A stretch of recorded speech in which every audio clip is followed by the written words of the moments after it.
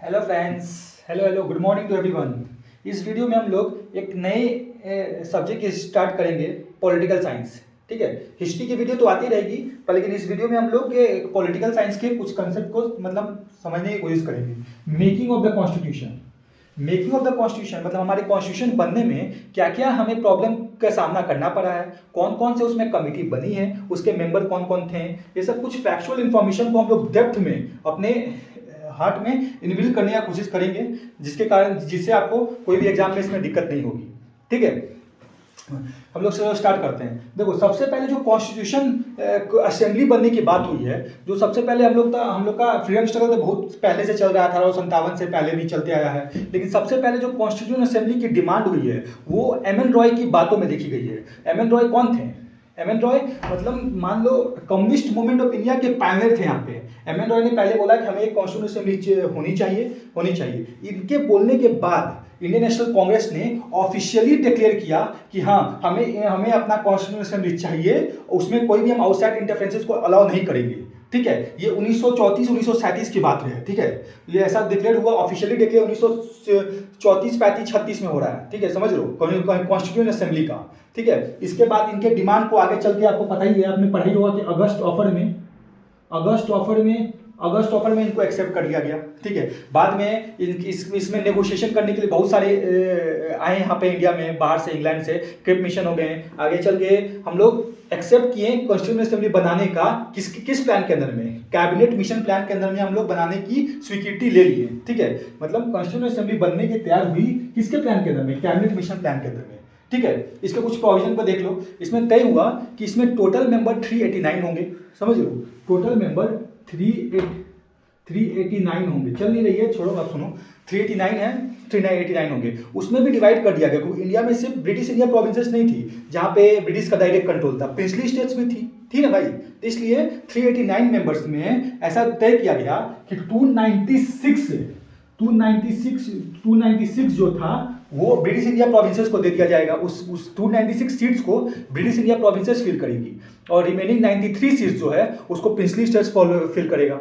ठीक है, ये तो क्राइटेरिया था। 389 सीट्स थी, उसमें से 296 सीट्स तुमको ब्रिटिश इंडिया प्रोविंसेस फिल करेगी और 93 सीट्स तुम्हारा प्रिंसली स्टेट्स फिल करेगी। लेकिन इसमें भी अन्य सब क्राइटेरिया देखने को मिलती है। जो 296 सीट्स ब्रिटिश इंडिया प्रोविंसेस को एलोकेट किया गया था जहां से फिल होने वाली है, वहां पे बताया गया कि ये हर सीट्स पे 3 मेजर कम्युनिटी फॉट करेगी।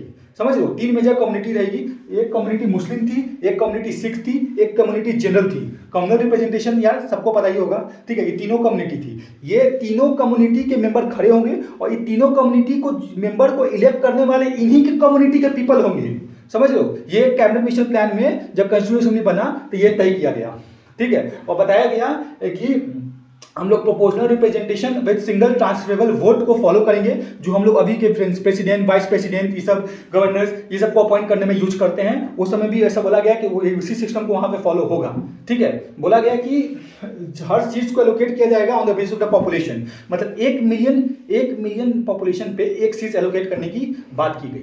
ठीक है, यहाँ तक क्लियर है। उसके बाद इलेक्शन की बात हुई कि कैसे जो मेंबर इलेक्ट होंगे। बता तो दिया कि 296 सीट्स मिलेगा ब्रिटिश इंडिया प्रोविंसेस को, तो उसमें इलेक्ट करने के लिए हमें इलेक्शन की करनी पड़ेगी, जिसके यूज की हम लोग कौन सा method? Proportional representation with single transferable vote.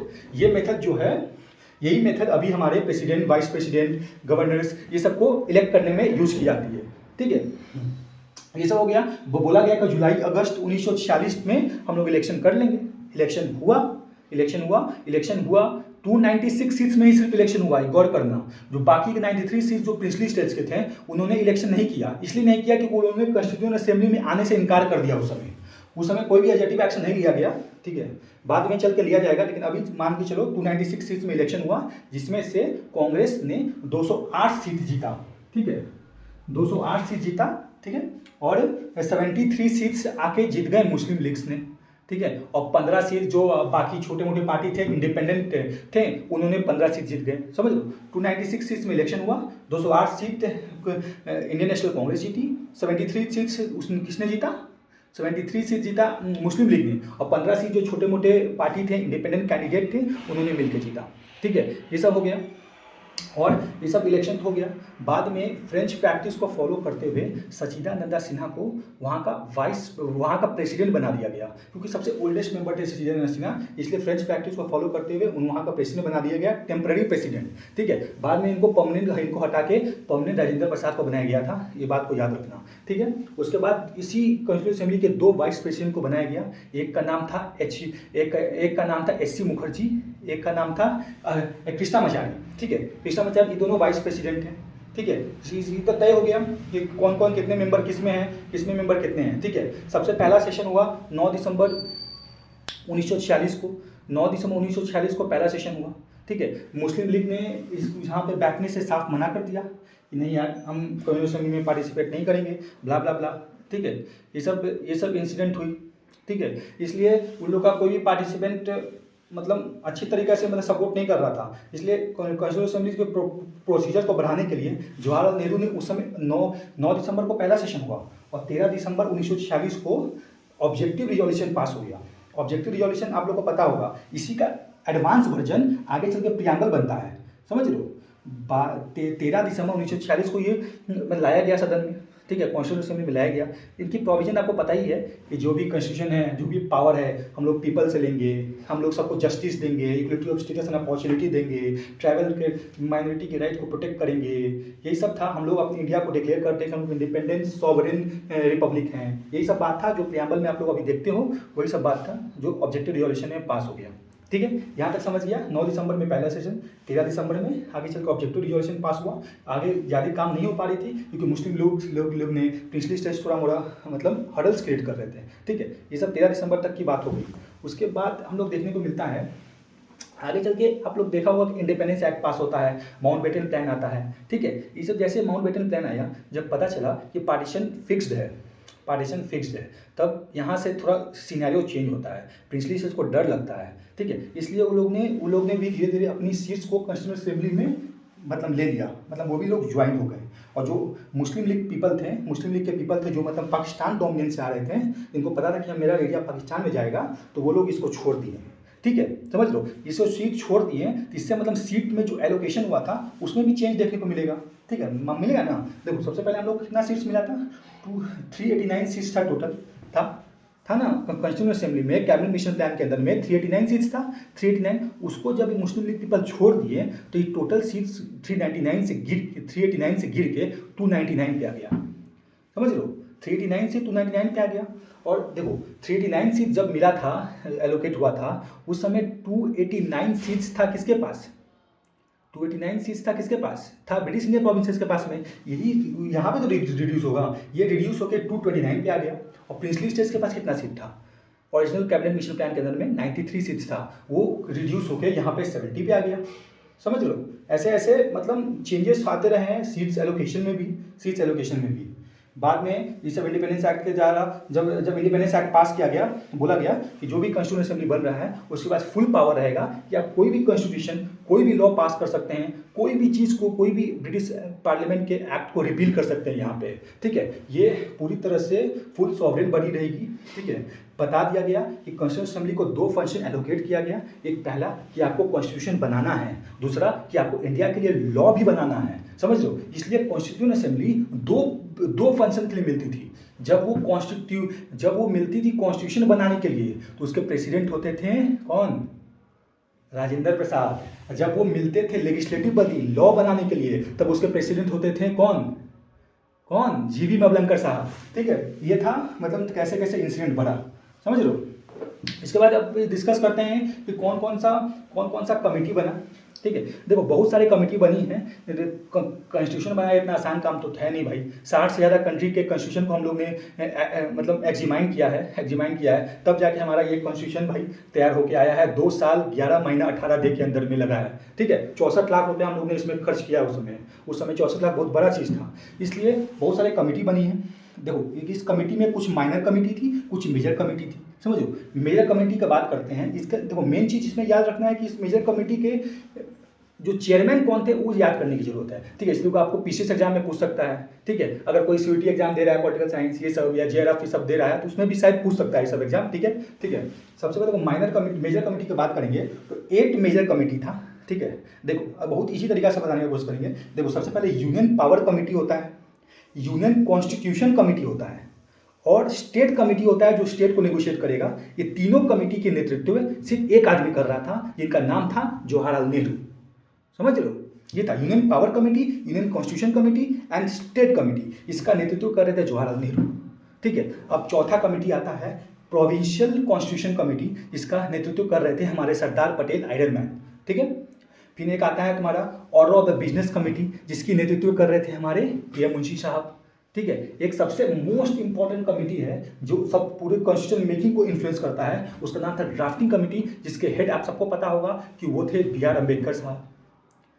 समझ लो। एक था हमारा स्टीयरिंग कमेटी था, ठीक है ना। एक था तुम्हारा स्टीयरिंग कमेटी हो गया, एक तुम्हारा हो गया ऑर्डर ऑफ द मतलब जो भी वर्किंग कमेटी उसमें था, उसकी हेड कर रहे थे हमारे कौन, हमारे राजेंद्र प्रसाद साहब। समझ लो, ये था 7 कमेटी हो गया। 8वां कमेटी वो था मतलब ऐसा कमेटी बनाया गया था जो माइनॉरिटी राइट्स, ट्राइबल एरियाज हो गया, जो भी एक्सक्लूडेड एरिया हैं उसको वर्क करने के लिए एक कमेटी बनाया गया था। किनके अंदर में, उसका नेतृत्व कर रहे थे सरदार पटेल। लेकिन इस कमेटी के अंदर बहुत सारे सब कमेटी भी बनाई गई थी जिनका नाम था, एक था तो फंडामेंटल राइट्स कमेटी को कृपलानी साहब हेड कर रहे थे, माइनॉरिटी वेलफेयर को SC मुखर्जी साहब हेड कर रहे थे। ठीक है। जो फ्रंटियर असम, जो भी ट्राइबल फ्रंटियर एरिया और असम एक्सक्लूडेड और पार्शली एक्सक्लूडेड एरिया कमेटी थे उसको हेड कर रहे थे गोपीनाथ बदलोई साहब। ठीक है। और जितने भी एक्सक्लूडेड एरिया कमेटी थे उसको AP ठक्कर साहब हेड कर रहे थे। समझ लो, ये सब मतलब मेजर कम्युनिटी थे, 8 मेजर कम्युनिटी थे, उसमें से कुछ सब कमेटी बनाई गई थी। ठीक है, ये समझ गया इसके लीडर। अब आते हैं बहुत सारे माइनर कमेटी भी बनाई गई है। भाई कॉन्स्टिट्यूशन मेकिंग बहुत बड़ी चीज़ है यार, माइनर कमेटी बनाई गई है। ऐसे देख सकते हो कि सबसे पहले अगर देखा जाए कि सुप्रीम नेशनल फ्लैग को कौन एग्जामाइन कर रहा था। ठीक है। फाइनेंस एंड स्टाफ प्रोविजन को कौन एग्जामाइन कर रहा था, ये दोनों प्रोविजन को एग्जामाइन करने के लिए हमारे राजेंद्र प्रसाद साहब जी आगे आए थे। ठीक है। हाउस कमेटी को कौन एग्जामाइन कर रहा था, जो भी तुम्हारा चीफ कमिश्नर प्रोविंसेस थे उसको एग्जामाइन करने के लिए जो प्रोविजन बनाना है उसको कौन एग्जामाइन कर रहा था, ये दोनों को करने के लिए पतावी सीतामढ़िया जी आगे आए थे। ठीक है। Order of the business committee को एग्जामाइन करने के लिए KM मुंशी साहब आगे आए थे। ठीक है। क्रेडेंशियल कमेटी को एग्जामाइन प्रोविजन बनाने के लिए अलादी कृष्णा स्वामी अय्यर जी आगे आए थे। समझ लो, जो नेशनल फ्लैग हो गए हैं, ये सब जो सिटीजनशिप हो गए हैं, इसको प्रोविजन बनाने के लिए S भट्टाचार्य साहब को बनाया गया था। समझ लो। प्रेस गैलरी कमेटी था, उनको करने के लिए उषा नाथ सेन को बनाया गया था जो बॉम्बे में सीक्रेट सोसाइटी फॉर्म की थी। समझ रहे हो। जो फाइनेंशियल प्रोविजन है, तो फाइनेंशियल प्रोविजन को देखने के लिए नलिनी रंजन सरकार को बनाया गया था। समझ रहे हो। जो भी मतलब जो ड्राफ्टिंग कमेटी तो बनाया गया था, तो उस ड्राफ्ट कमेटी को एग्जामाइन करने के लिए जो हेड बनाया गया उसको किसको बनाया गया था, जवाहरलाल नेहरू साहब को बनाया गया था। ठीक है। ये सब मेजर माइनर कम्युनिटी थी, ये सब ठीक है। ठीक है। सबसे मैंने आपको बताया था कि सबसे मेन कमेटी जो थी वो कौन थी, वो ड्राफ्टिंग कमेटी थी। ड्राफ्टिंग कमेटी में हमेशा याद रखना कि 8 मेंबर थे, ये बहुत इंपॉर्टेंट है। 8 मेंबर थे। सबसे पहले BR अम्बेडकर चेयरमैन, गोपाला स्वामी अयंगर, गोपाला स्वामी KM मुंशी साहब, ठीक है, अलादी कृष्णा स्वामी अय्यर साहब, मोहम्मद सदुल्ला साहब। समझ रहे हो, ये सब लोग थे। एक तुम मान लो कि कृष्णामाचारी जी थे जो DP खैटन को रिप्लेस करके आए थे। एक तुम, ये सब लोग थे। ठीक है। यही लोग पीपल थे जो ड्राफ्टिंग कमेटी को हेड कर रहे थे, मतलब उसके मेंबर थे। देखो ड्राफ्ट प्रपोजल सबसे पहला ड्राफ्ट आता है वो तुमको फरवरी 1948 में तुमको देखने को मिल जाता है। फरवरी 1948 में ड्राफ्ट आता है। उसके बाद 8 महीना को पीपल को डिस्कशन के लिए टाइम देता है कि आप डिस्कस कीजिए, आप सजेशन दीजिए, आप अमेंडमेंट को हमको बताइए कि क्या क्या आपको चाहिए इसमें। ठीक है। 8 महीना पीपल डिस्कस करते हैं और उसी अमेंडमेंट के लाइट में, उसी क्रिटिसिज्म में second draft BR Ambedkar introduce करते हैं नवंबर 1948 में। समझ लो, 2 ड्राफ्ट हो गया। और थर्ड ड्राफ्ट जो आता है, जो फाइनल ड्राफ्ट आता है, वो तुम्हारा फर्स्ट ड्राफ्ट हो गया। फाइनल ड्राफ्ट तुम्हारा 4 नवंबर 1948 में पहला रीडिंग उसका डिस्कशन के लिए खोल दिया जाता है। तो पहला ड्राफ्ट, दूसरा ड्राफ्ट, थर्ड ड्राफ्ट का पहला रीडिंग 4 नवंबर 1948 को लॉन्च किया गया। 5 दिन के लिए उसमें डिस्कशन चला, 9 नवंबर 1948 तक।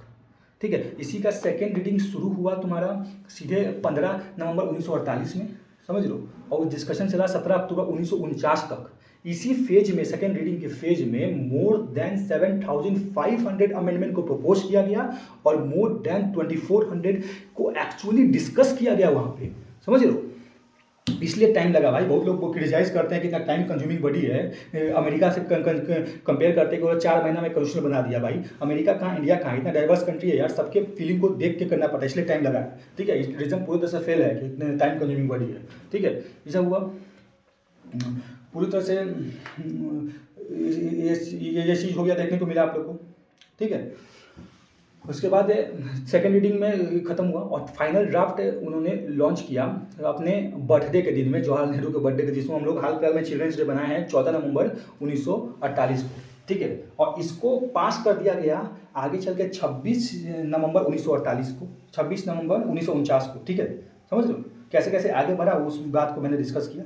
ठीक है, जो बाद में बी आर अम्बेडकर ने मोशन लॉन्च किया कि हाँ हम लोग इसको पास कर रहे हैं, और ये पास हो गया। ठीक है, इस दिन में टोटल देखो 299 मेंबर थे। आपको बताए थे कि जब मुस्लिम लीग छोड़ के गए थे तो 389 को रिप्लेस करके 299 मेंबर हो गए थे। 299 में सिर्फ एक्चुअली 284 पीपल प्रेजेंट थे वहाँ पे, उन्होंने साइन किया। बाद में बी आर अम्बेडकर ने इसे साइन किया। ठीक है, और हमारा कॉन्स्टिट्यूशन 26 नवंबर 1949 को हमारे पास आ गया। देखो कुछ प्रोविजन जैसे कि इलेक्शन हो गया, सिटीजनशिप हो गया, प्रोविजनल गवर्नमेंट हो गया, ये सब जितना भी शॉर्ट टाइटल्स हो गए हैं, टेम्प्रेरी प्रोविजन हो गए हैं, ये सब 26 नवंबर 1949 को लॉन्च कर दिया गया। पहले जो मेजोरिटी पार्ट प्रोविजन होते हैं, जो स्ट्रक्चरल पार्ट होते हैं, वो सब तुमको आगे चल के 26 जनवरी 1950 में लॉन्च करते हुए हम लोग को देखने को मिलेगा। 26 जनवरी को ही डेट माना गया क्योंकि इसी दिन पूर्ण स्वराज जी लॉन्च किया गया था। पूर्ण स्वराज, जवाहरलाल नेहरू ने पूर्ण स्वराज रिजोल्यूशन पास किया गया था। ठीक है, ये सब चीज़ कंसेप्ट था। देखो ड्राफ्टिंग कमेटी भी था, ये सब मेंबर भी थे, लेकिन एक और एक्सपर्ट कमेटी बनाया गया था ये सब चीज़ को देखने के लिए। मतलब जितनी भी कॉन्स्टिट्यूएंट असेंबली को जो भी मटेरियल की जरूरत पड़ेगी, उस मटेरियल को इकट्ठा करने के लिए एक एक्सपर्ट कमेटी बनाया गया था, जिसके 8 मेंबर थे। जवाहरलाल नेहरू उसमें थे, के.एम. मुंशी उसमें थे, गोपाला स्वामी अयंगर उसमें थे, के.टी. शाह उसमें थे, हुमायूं कबीर उसमें थे, असफ अली उसमें थे, उसमें तुम्हारा के संथमन उसमें थे। बाद में चल के कृष्णा कृपलानी को उसका मेंबर बनाया गया और उसको जवाहरलाल नेहरू के रिक्वेस्ट से उनको वहाँ का मेंबर कन्वीनर बनाया गया। इसी एक्सपर्ट कमेटी को ग्रैनबेरी ऑस्टिन आगे चल के बोलता है कि यही वो कमेटी है जो इंडिया को उस रोड पे ले गया कि कॉन्स्टिट्यूशन बन सके। ठीक है, बन सके। ऑटोनॉमस एरिया पे डिस्कशन किया इन लोगों ने, इन्होंने कैसे अमेंडमेंट करना है इस पर डिस्कशन किया आगे चल के, इसलिए बहुत ही इंपॉर्टेंट कमेटी था ये एक्सपर्ट कमेटी। ठीक है, ये सब मेजर प्रोविजन पे डिस्कस कर ही लिए। ठीक है, अगर आप एक बार लक्ष्मीकांत पढ़ लिए होंगे, अगर आपको रिवीजन करना है तो ये वीडियो आपके लिए बहुत रामबाण होगा, क्योंकि आप बस सुनते चाहिए, आपका मतलब ये हो जाएगा काम। ठीक है, फिर हम लोग ने देखा है कि कैसे क्या क्या मतलब कुछ इंपॉर्टेंट फैक्ट्स को देख लेते हैं। जैसे कि कॉन्स्टिट्यूएंट असेंबली का जो सिंबल बनाया गया, सील बनाया गया, वो एलिफेंट को बनाया गया। ठीक है, एलिफेंट को बनाया गया।